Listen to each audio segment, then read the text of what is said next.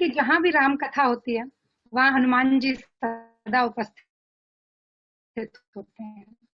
लेकिन हनुमान कथा इसलिए होती है कि राम और माता श्री राम और माता सीता स्वयं हनुमान कथा सुनना चाहते हैं, और आज ये मौका हमें प्राप्त हुआ है ओम जी के माध्यम से। तो ये बहुत ही आनंद की बात है, और वैश्विक सत्संग के इस प्रांगण में कण कण में व्याप्त भगवान श्री सीताराम और उनके परम भक्त शिरोमणि हनुमान जी को मैं प्रणाम करती हूँ। अपने गुरुवर डॉक्टर केशव प्रथमवीर का ध्यान करती हूँ, और सत्संग में उपस्थित सभी साधुजनों को इंग्लैंड से वंदना मुकेश का नमस्कार निवेदित करती हूँ। संकट कटे मिटे सब पीरा, जो सुमिरे हनुमत बलवीरा, या भूत पिशाच निकट नहीं आवे, महावीर जब नाम सुनावे, या नासे रोग हरे सब पीरा, जपत निरंतर हनुमत बीरा। राम कथा में हनुमान के इसी रूप से हम में से अधिकांश लोग परिचित हैं।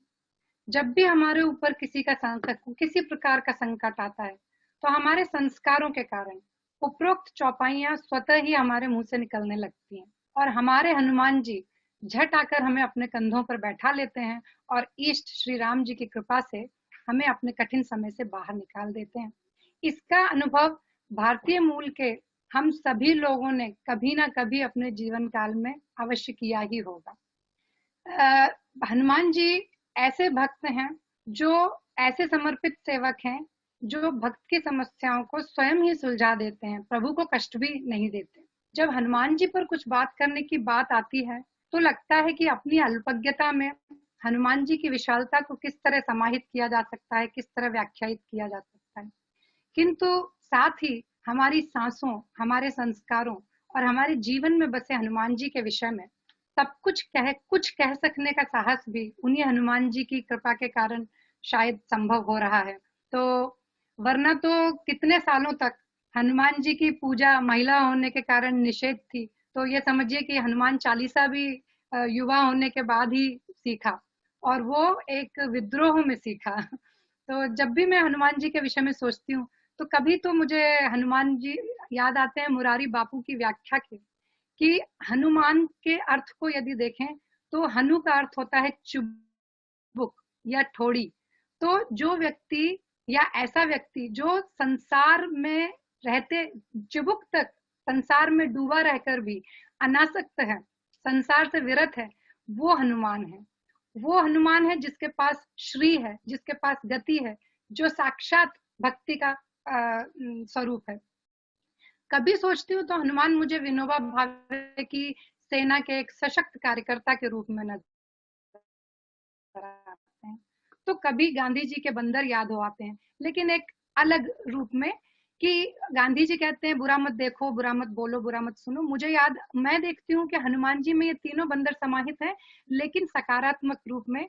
बात वही है कि हनुमान जी सुंदर ही देखते हैं, जब देखते हैं तो सुंदर देखते हैं। वो लंका में राक्षसों की नगरी में उन्हें विभीषण ही नजर आए, या वो सुंदर ही बोलते हैं। जब वो अशोक वाटिका जाते हैं तो उनकी वाणी से माता सीता का दुख हर हर लेते हैं वो, और इसी प्रकार वो सुंदर ही सुनते हैं। राम का नाम उन्हें कहीं भी सुनाई देता है, इसी कारण वो लंका में विभीषण की वाणी को तुरंत पहचान लेते हैं।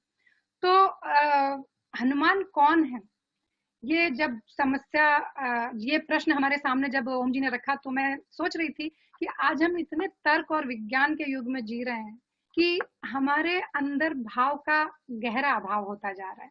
हम भावहीन होते जा रहे हैं, हमारी आस्थाएं हिल गई हैं, हमें किसी पर विश्वास नहीं रहा। सुपर कंप्यूटरों के इस युग में हमारा भाव सागर बिल्कुल रीत गया है।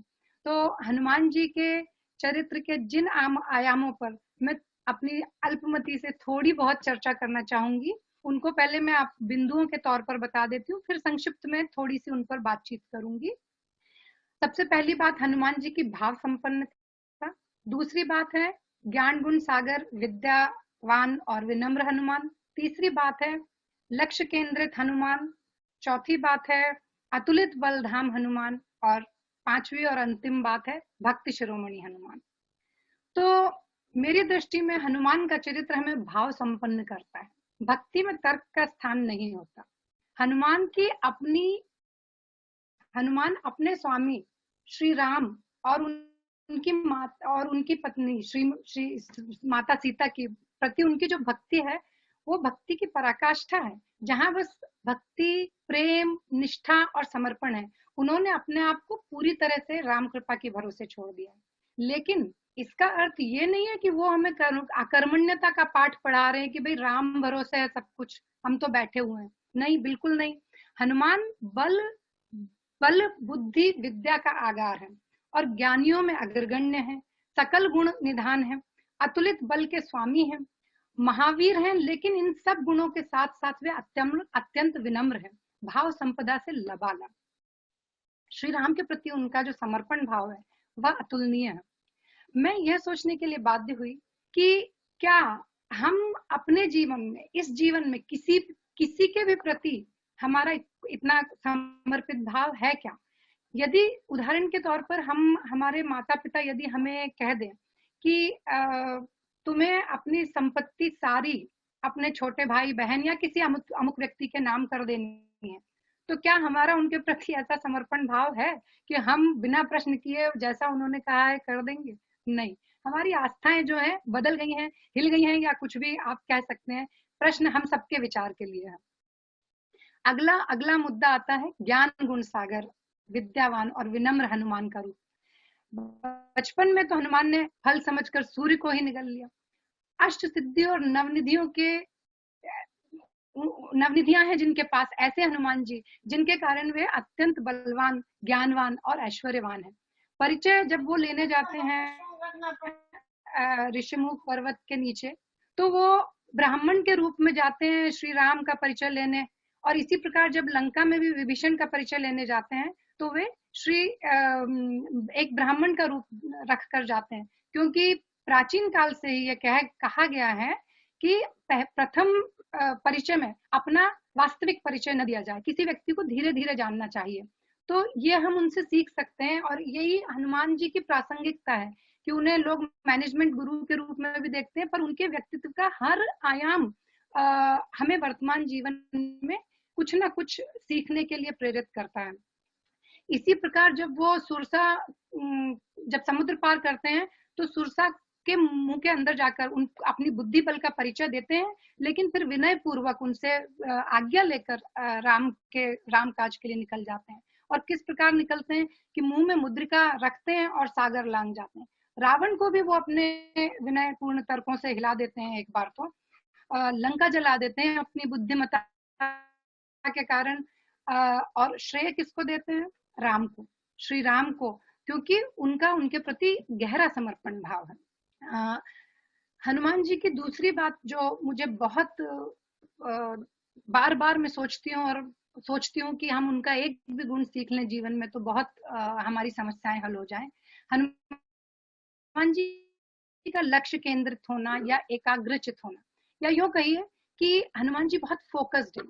जब वो सीता माता की खोज के लिए निकलते हैं तो उन्हें कोई नहीं रोक सका, न तो सर्पों की माता सुरसा रोक सकी, न मैनाक पर्वत जो विश्राम करने के लिए बुला रहा था, न लंकिनी, यहाँ तक कि स्वयं रावण भी नहीं रोक सका। और जब तक वो अशोक वाटिका में सीता को नहीं देख लेते और श्री राम तक उनकी खबर नहीं पहुंचा देते, वे विश्राम नहीं करते। और बीच में उन्होंने जो कुछ उद्यम किए वे सभी सिर्फ कार्य सिद्धि के लिए किए।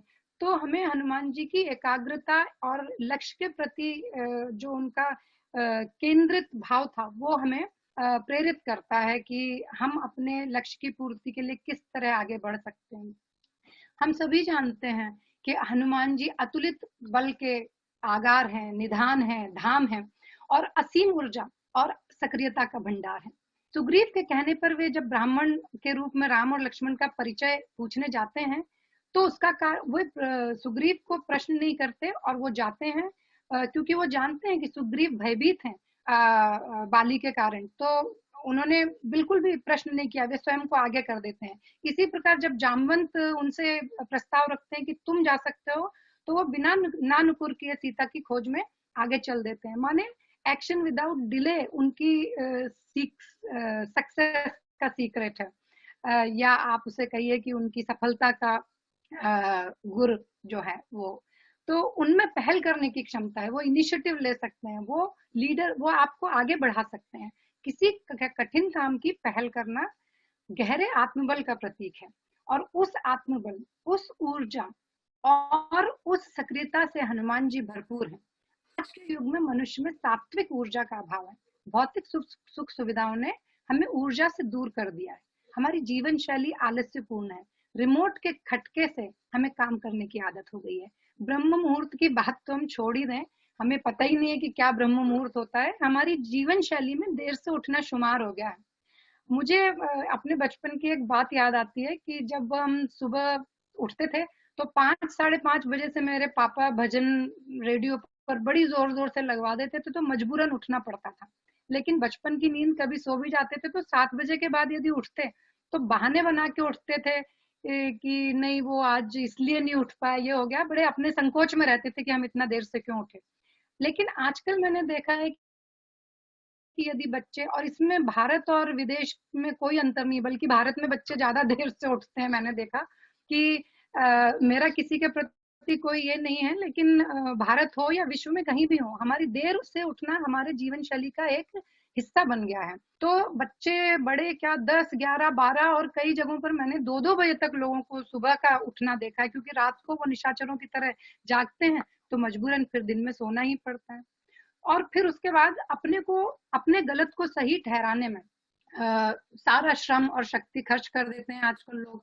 जीवन के अधिकांश क्षेत्रों में हमारी ऊर्जा का नाश इसी बात में होता है कि दूसरे को मजा कैसे चखाया जाए, और अपनी सकारात्मक ऊर्जा का हम इस प्रकार से को नष्ट कर देते हैं। तो हमें इस समय बहुत आवश्यकता है कि हम अपनी सकारात्मक ऊर्जा को पुनः संचित करें और उसका विकास करें। फिर आती है अंतिम बात भक्ति की, कि भक्ति, आस्था, निष्ठा, सत्य, प्रेम, करुणा, ये सारे शब्द और ऐसे ही अनेक शब्द हमारी संस्कृति के अभिन्न अंग हैं। हमारी संस्कृति, भारतीय संस्कृति समन्वय की संस्कृति है, जहां पर भालू, बंदर, गिलहरी से लेकर तो पशु, सारा पशु जगत और सभी समभाव से देखे जाते हैं, और उन सभी का समन्वय राम कथा में वो समन्वय बहुत ही स्पष्ट रूप से उभर कर आया है। वो हमारी संस्कृति की पहचान है। तो भक्ति के प्रतिमान श्री हनुमान जी का जो आत्मबल और उनकी भक्ति और समर्पण का बहुत ही जीवंत प्रमाण है, वे ही वो गुरु हैं जो सुग्रीव और विभीषण को राम से मिला देते हैं। और जब सुग्रीव और विभीषण को गुरु बन के वो राम से मिलाते हैं तो उसके बाद उनका कल्याण ही, किसी को भी गुरु मिल जाए ऐसा जो उनको भगवान के दर्शन करवा दे या मिलवा दे, उनके लक्ष्य की पूर्ति करवा दे, तो उसके जीवन में कल्याण ही कल्याण हो जाता है। जब हम देखते हैं कि हनुमान जी सीता को पाने जाते हैं, सीता को ढूंढने के लिए जाते हैं, तो वास्तव में क्या देख रहे हैं हम कि हनुमान रूपी कर्म, राम रूपी ज्ञान प्राप्त करके सीता रूपी भक्ति को प्राप्त करने के लिए वो सागर पार जा रहे हैं। और वो सागर पार क्यों जा सके? क्योंकि उनके पास राम नाम की मुद्रिका उनके मुख में है, तो वो अपने राम नाम के बल पर समुद्र, इतना बड़ा समुद्र पार कर सकते हैं। और इसी बात से मुझे याद आती है, जब मैं लगभग 20 साल पहले अपने पति और बच्चों के साथ इंग्लैंड आ गई थी, और संस्कृतियों की टकराहट, उचित नौकरी की खोज की जद्दोजहद, और कभी कभी जब घोर निराशा के क्षणों में मैं अपने पापा श्री राम नारायण जी सिरोठिया से इंदौर बात करती और बात करते करते रो पड़ती, तो वे मुझसे कहते कि अरे रोती क्यों है, अभी भेजता हूँ हनुमान जी को, अभी भेजता हूँ उनको समुद्र पार। और उनके ये शब्द सुनकर मैं हंस देती, और ये, लेकिन सच्ची बात यह है कि ये शब्द मुझे इतना ढांढस बंधाते कि मैं व्यक्त नहीं कर सकती। मेरे पापा आयकर अधिकारी थे। वेद, उपनिषद, रामायण, महाभारत आदि ग्रंथों के गहन अध्येता होने के साथ साथ तत्कालीन साहित्य, समाज, देश आदि के भी जागरूक, सजग रहते थे वो अद्यतन जानकारियों से। तो बहुत ही कर्मठ और योगी प्रवृत्ति के व्यक्ति थे, और मुझे हनुमान चालीसा पढ़ने के लिए प्रेरित करने वाले वही थे। मुझ में सात्विक ऊर्जा का संचार करने वाले व्यक्ति वही थे। हनुमान की कथा सुख सुनाने वाले पहले व्यक्ति वही थे, या भारतीय पौराणिक चरित्रों में रुचि जगाने वाले पहले व्यक्ति वही थे। परहित की बात सिखाने वाले वो ही थे। मेरे आत्मबल को बढ़ाने वाले, और सच्ची कहूं तो मेरे हनुमान मेरे पापा ही थे। तो आज बच्चे जो हैं Superman, Batman, Spiderman, iron man, wonder woman, black window आदि से भली भांति परिचित हैं, किंतु हनुमान के विषय पर जब हम उनसे पूछें तो उनकी जानकारी सिर्फ इतनी है कि yes, monkey god who kill the Ravana, इतनी ही है। तो हम सबकी जिम्मेदारी है आज कि हम अपने बच्चों को, अपने बच्चों के बच्चों को सिर्फ हनुमान के चरित्र की विशेषताओं से ही परिचित न करवाएं, बल्कि हमारे पौराणिक कथाएं और कथाएं ऐसे चरित्रों से भरी पड़ी हैं जिसकी हनुमान उसके शिरोमणि हैं, तो हमें उन्हें बताना चाहिए। और हनुमान जी पर आज अपनी बात समाप्त करने के पहले, समय बहुत सीमित है, तो अपनी बात समाप्त करने से पहले ये प्रिय प्रसंग है मेरा, तो मैं बात करना चाहूंगी कि जब ऋषिमुख पर्वत पर हनुमान जी ब्राह्मण का रूप रखकर राम और लक्ष्मण से सुग्रीव के कहने पर राम और लक्ष्मण का परिचय पूछने जाते हैं, तो लक्ष्मण तो आप जानते हैं कि बड़े क्रोधित स्वभाव वाले हैं और उनको आता है गुस्सा, और वो बोलते हैं हनुमान से कि अच्छा, तुम कह रहे हो कि सुग्रीव नाम के एक सेवक रहते हैं वहां पर्वत पे, तो वो नीचे क्यों नहीं आए? यदि वो सेवक हैं राम के तो उन्हें आना चाहिए था नीचे। तो हनुमान जी कहते हैं कि देखो, भक्ति में मनुष्य नीचे नहीं आता, ऊपर उठता है। और ऐसा कहते हुए वो हनुमान जी श्री राम और लक्ष्मण को अपने कंधों पर बिठाते हैं और ऊपर ले जाते हैं सुग्रीव के पास। तो हनुमान जी के विषय पर आपने मुझे विचार प्रकट करने का मौका दिया। आप सभी ने मुझे धैर्यपूर्वक सुना, सभी के प्रति आभार व्यक्त करती हूँ। बहुत कुछ कहने को है, समय की सीमा है, आप सभी जानते हैं, लेकिन आप सबने जिस धैर्यपूर्वक मुझे सुना, मैं उसके लिए बहुत बहुत आभारी हूँ।